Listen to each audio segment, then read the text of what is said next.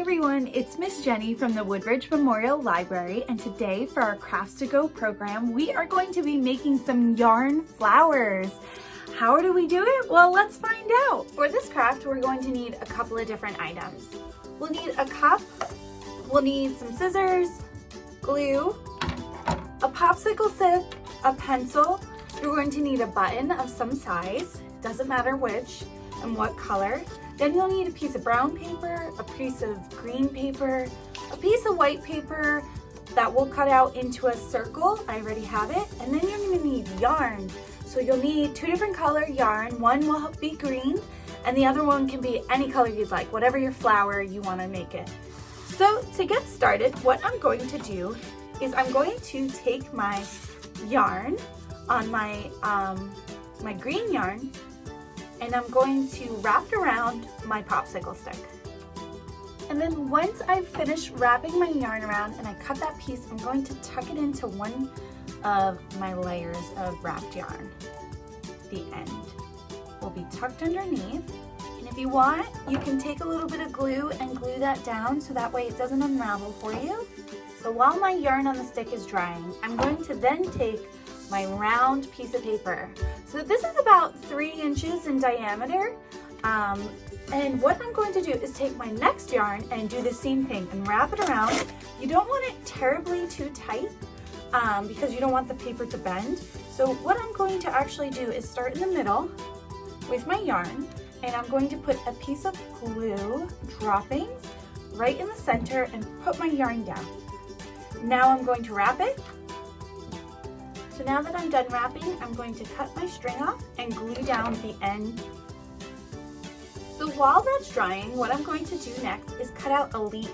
So I'm going to draw it on my piece of paper and then cut it out. And what a leaf looks like is kind of like a lemon. So it's like a point on one side, and it's long and skinny though, and it points on the other side.